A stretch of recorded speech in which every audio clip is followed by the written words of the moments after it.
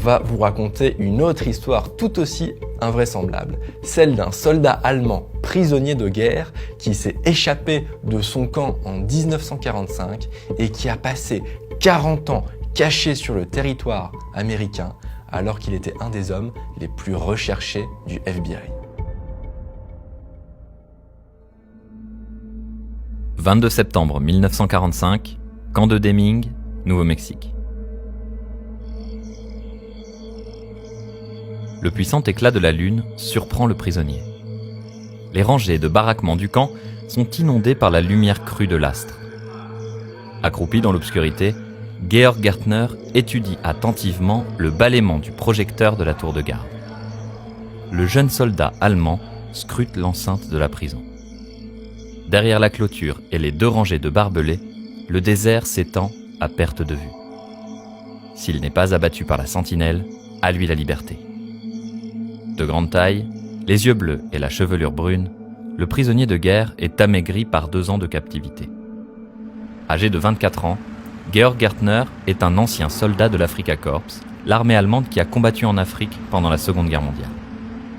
Envoyé se battre sur les côtes méditerranéennes, il est capturé par les Alliés à Tunis en avril 1943. Tout comme 266 000 autres prisonniers de guerre, l'Allemand au matricule numéro 81 G80 392 est envoyé par bateau aux États-Unis. Il passe de camp en camp avant d'atterrir dans la prison de Deming dans le Nouveau-Mexique. God save the King. Depuis quelques jours, l'information de la fin de la guerre circule parmi les prisonniers. On parle du renvoi des détenus allemands dans leur pays. Georg Gärtner, qui est originaire de Schweidnitz, une ville de Silésie au sud de l'Allemagne, est terrifié à l'idée de retourner chez lui. Sa ville natale est désormais sous occupation soviétique. L'homme craint d'être immédiatement envoyé dans un camp du goulag à son retour. Plutôt mourir que de tomber dans les mains des Russes. En cette soirée de fin septembre 1945, les détenus de Camp Deming assistent à la projection d'un western américain dans le baraquement principal du camp. Georg Gärtner entame quant à lui son évasion. L'homme prend une grande inspiration et se rue vers la clôture. Muni d'une pince qu'il a subtilisée quelques jours auparavant, il coupe le grillage, se glisse sous la première rangée de barbelés, puis la seconde. Le corps écorché, il se relève et s'enfuit à toutes jambes dans l'immensité du désert. Moins de 10 minutes après son évasion, le hurlement des sirènes retentit dans la prison. Pris de panique, le fugitif se réfugie dans une grange délabrée aux abords du camp. L'Allemand est tétanisé par le bruit strident de l'alarme. À travers les vitres recouvertes de poussière, il scrute le balai des véhicules de police. La traque a débuté. Gärtner se ressaisit, prend son courage à 2 mains et quitte la grange. Il détale en direction de la voie de chemin de fer qui jouxte le camp. L'homme, qui élabore son plan d'évasion depuis de nombreuses semaines, a étudié avec minutie le passage des trains. Dans moins d'1 heure, un convoi devrait passer. Peu avant minuit, les rails en acier et le ballast se mettent à trembler. Comme prévu, les phares du train de fret de la Southern Pacific fendent la nuit au loin. L'engin rutilant déferle sur la voie. Gärtner se précipite le long du chemin de fer et parvient à se hisser dans un wagon. Le convoi s'enfonce dans l'obscurité et poursuit sa route en direction de l'ouest. Pendant ce temps, les autorités américaines fouillent l'étendue sauvage qui entoure la prison. Pour eux, un ancien soldat de l'Afrika Korps se cache forcément dans le désert. Ils ne s'imaginent pas que le fugitif a déjà quitté le Nouveau-Mexique. Le lendemain matin de son évasion, Gärtner débarque du train dans une ville de Californie. L'homme, qui n'a connu que les camps de prisonniers de guerre, ne sait rien de la culture américaine. Afin de ne pas être trahi par son accent, il prétend être sourd et muet. Terrorisé à l'idée d'être démasqué, il erre dans les rues de la ville. Mais les États-Unis sont une terre promise pour les immigrés et Gärtner trouve un petit emploi dans les semaines qui suivent. Depuis son évasion, le prisonnier de guerre est devenu l'un des hommes les plus recherchés du pays. Il figure désormais sur la liste des Most Wanted du FBI. J. Edgar Hoover, directeur du Bureau fédéral d'investigation, dirige en personne la traque du fugitif allemand. Des affiches sont placardées dans tous les bureaux de poste du pays. Photographies, empreintes digitales, signatures et descriptions détaillées de l'évadé figurent sur le tract. Georg Gärtner est devenu un ennemi public. Le fugitif débute sa nouvelle vie comme travailleur agricole clandestin dans une ferme du nord de la Californie. Il y fait la rencontre de Dennis Wiles, un fermier aguerri, marqué par des années de dur labeur. L'Allemand décide de lui voler son nom.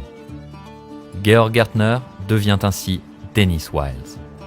Sans papier d'identité, avec seulement quelques notions d'anglais, l'homme enchaîne les petits boulots sur la côte ouest.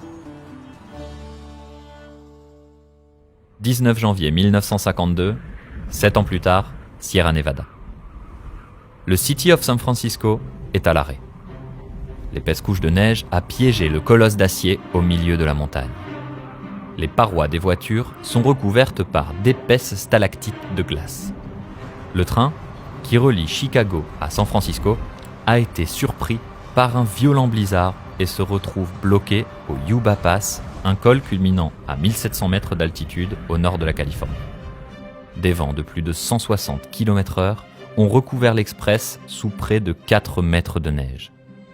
Depuis 6 jours, les 222 passagers et membres d'équipage du City of San Francisco attendent désespérément l'arrivée des secours.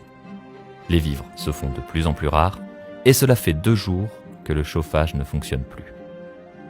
Des équipes de secours sont envoyées pour libérer le City of San Francisco de son étreinte de glace et pour ravitailler les passagers.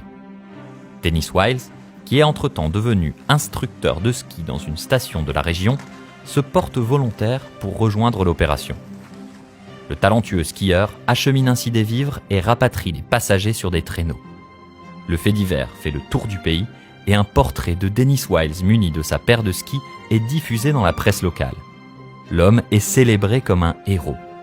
Le fugitif est pourtant furieux, car il craint d'être reconnu par les services du FBI. Mais par chance, les autorités ne font pas le lien entre le sauveur du City of San Francisco et l'ennemi public qu'il traque depuis 7 ans. Dennis Wiles poursuit sa vie à San Francisco. Un matin, alors que l'homme fait son jogging non loin du célèbre pont du Golden Gate, un passant l'interpelle. « Bonjour, je vous connais de quelque part ?»« Non, je ne pense pas. » rétorque Wiles. « Mais si, je vous connais. On s'est vu en Afrique. Vous étiez dans l'Africa Corps, tout comme moi. » Incrédule, Wiles ravale sa salive. Il peine à cacher ses tremblements. Comment se peut-il qu'un ancien soldat allemand qu'il a croisé près de 15 ans plus tôt en Afrique le reconnaisse ici ? Le fugitif se ressaisit et fait mine de ne rien comprendre. Déçu, l'inconnu tourne les talons et s'en va. Le temps passe, les années s'écoulent. Voilà bientôt 20 ans que Dennis Wiles s'est enfui de son camp de prisonniers. Il supporte de plus en plus mal sa vie de fugitif. La solitude, la peur constante d'être démasqué et sa double identité tourmentent l'Allemand. En 1963, le FBI, qui a mis la main sur tous les autres prisonniers de guerre allemands évadés, abandonne la traque de Georg Gärtner. À 43 ans, Dennis Wiles décide de reprendre sa vie en main. L'homme, qui habite dans la petite ville de San Mateo, au sud de San Francisco, part en quête d'une compagne. Sur la piste de danse d'une discothèque de la ville, l'Allemand fait la rencontre de Jean, une Américaine de 39 ans. La femme, divorcée et mère de 2 enfants, tombe sous le charme du bel Allemand. 6 mois après leur rencontre, Dennis et Jean se marient. Pour la première fois depuis 20 ans, un des hommes les plus recherchés des États-Unis semble avoir retrouvé une vie normale. Dennis Wiles évoque rarement son passé avec sa nouvelle femme. Pour elle, il vient de New York, ses parents sont morts dans un accident de voiture lorsqu'il était petit et il a grandi comme orphelin dans le Connecticut. Pourtant, le passé de son mari est bien différent. Georg Gärtner est né le 19 décembre 1920 à Schweidnitz, au sud de l'Allemagne. Il avait 12 ans lorsqu'en 1933, Adolf Hitler arrivait au pouvoir et 18 ans lorsque la Seconde Guerre mondiale éclatait. Le couple s'achète une maison et coule des jours en apparence heureux. Quand il s'agit de signer des documents administratifs, Dennis Wiles refuse à chaque fois. Voiture, maison, tout bien est au nom de sa femme. Mais 20 ans après son évasion, le dernier prisonnier de guerre allemand des États-Unis fait encore parler de lui. Scandalisé qu'un ancien soldat d'Adolf Hitler puisse se balader librement sur le sol américain, le journaliste Herb Caen écrit dans les colonnes du San Francisco Chronicle. Ne serait-il pas intéressant de savoir si Gartner, ancien soldat de l'armée allemande, déambule librement dans les rues de San Francisco à cet instant précis? Quelles impressions doit-il avoir de notre belle ville et de son atmosphère unique? En 1970, Dennis Wiles et sa femme déménagent au centre de la Californie. L'Allemand, sportif invétéré, a toujours eu un rêve, ouvrir un club de tennis. Il exauce ce souhait et fonde son école. Le talentueux joueur de tennis se forge rapidement une réputation. Des stars mondiales comme Björn Borg viennent s'entraîner aux côtés du fugitif. Chaque année, le couple organise un tournoi dans l'enceinte de leur club. L'événement attire tous les joueurs de la région. En 1972, un journaliste du San Francisco Chronicle vient participer à la compétition. L'homme qui joue en double aux côtés de Dennis Wiles n'est autre que Herb Caen, le journaliste qui, 7 ans plus tôt, relatait ironiquement la vie de ce fugitif qui n'avait jamais été capturé. Les deux hommes remportent le tournoi. Caen ne découvrira jamais la vraie identité de son partenaire de jeu. Wiles raconte. On a joué ensemble et on a gagné. Dans son article, il disait qu'il voulait qu'on me mette derrière les barreaux. J'ai serré sa main, je l'ai remercié et je suis reparti avec ma coupe. Cependant, le fugitif ne parvient pas à trouver la paix escomptée. L'homme ne sait rien de ce qui est advenu de sa famille en Allemagne. Ces années de silence pèsent très lourd, et l'Allemand se renferme de plus en plus sur lui-même.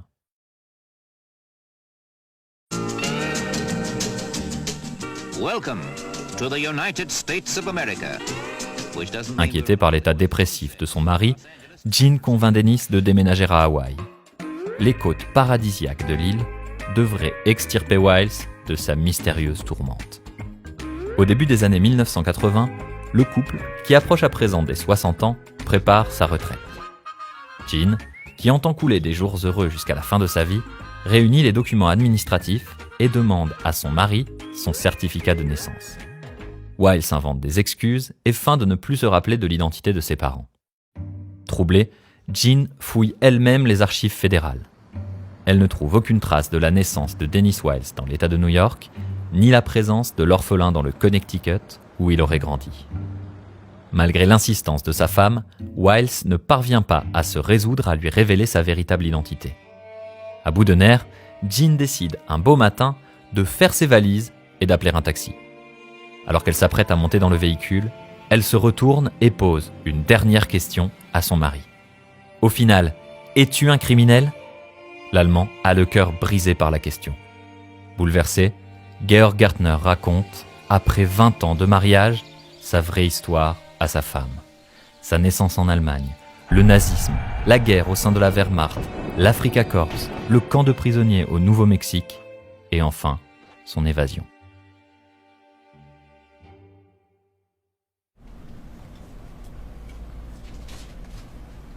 Les dizaines de caméras sont braquées sur l'homme aux cheveux grisonnants. Éblouis par les projecteurs, étouffés par la nuée de journalistes, ils fond en larmes. Today, with her love and support, I've come forward to surrender myself in an effort to remove the remainder of the burden with the hope that I will be allowed to stay in the United States with my wife. I would like to express my thanks to the people here at the INS who have listened to my whole story. And I hope it will help me realize my dream. Thank you. 40 ans après s'être échappé du camp de prisonniers de guerre de Deming, Georg Gartner révèle à la face des États-Unis sa véritable identité et demande pardon. Encouragé par sa femme, l'homme vient de se rendre au FBI. Après 6 mois d'interrogatoire, les autorités fédérales, qui n'ont jamais fait face à une telle situation, décident de ne pas poursuivre Georg Gartner en justice. Après tout, la Seconde Guerre mondiale est terminée depuis bien longtemps. L'ensemble des prisonniers de guerre allemands a été libéré 40 ans plus tôt et l'ex-fugitif ne peut pas être considéré comme un immigré clandestin puisqu'il est arrivé aux États-Unis contre sa volonté. Les autorités accordent donc à l'Allemand le droit de résider de façon permanente sur le sol américain. La presse se délectent de la nouvelle et les gros titres redoublent d'imagination. Un ancien prisonnier de guerre met fin à 40 ans de fuite. La Seconde Guerre mondiale a enfin pris fin aujourd'hui. Sous l'impulsion de Jean, Georg Gärtner prend contact avec sa sœur, dernière survivante de sa famille. Lorsque le téléphone retentit chez l'hôteux et qu'elle décroche le combiné, elle reconnaît tout de suite la voix de son frère. « Georg, c'est toi !» demande-t-elle d'une voix tremblante avant d'éclater en sanglots. Gärtner retourne en Allemagne et retrouve enfin sa sœur. L'homme, qui a quitté sa terre natale en 1943, découvre avec ébahissement un pays qui a totalement changé. Comme un véritable touriste, il fait le tour du pays et découvre ses merveilles. Il envoie des cartes postales à ses amis aux États-Unis. Une proche de Gärtner remarque quelque chose de singulier sur la carte qu'elle a reçue de Berlin. Son ami a débuté la lettre en anglais, avec une écriture légère et arrondie. Il poursuit toutefois son récit en allemand et l'écriture devient bien plus abrupte. Après avoir passé 40 ans de sa vie à cacher sa véritable identité, Georg Gärtner est déchiré entre ses deux personnalités. Retenu par ses racines, l'ex-fugitif décide de s'installer en Allemagne. Il espère ainsi panser ses blessures du passé. Mais sa première vie a été enterrée par la guerre. Il a gagné sa liberté au prix du sacrifice de son passé. Ce n'est pas facile de prendre un nouveau nom et de débuter une nouvelle vie. Cela crée de la souffrance. Georg Gärtner avait une belle vie aussi. Il n'a pas commis de crime. C'était difficile de devenir Dennis Wiles, et encore plus de redevenir Georg Gärtner. Après être resté 1 an et demi en Allemagne sans donner une seule nouvelle à sa femme, il rentre aux États-Unis. Jean a de son côté refait sa vie et demande le divorce. Dennis Wiles s'installe à Boulder dans le Colorado, où il écoule paisiblement ses jours. Cet homme, dont la vie a été rythmée par le mensonge, la peur, la suspicion et le doute, trouve enfin la paix. Il partage son temps entre ses amis et sa passion pour la peinture. Dennis Wiles est naturalisé américain en 2009. Le dernier prisonnier de guerre du Troisième Reich aux États-Unis s'éteint en 2013 à l'âge de 92 ans. Les amis, on arrive à la fin de cet épisode, j'espère qu'il vous aura plu. Merci pour votre fidélité, merci d'avoir suivi cet épisode. C'était vraiment un gros épisode, on a pris beaucoup de plaisir à le préparer. Et d'ici là, portez-vous bien.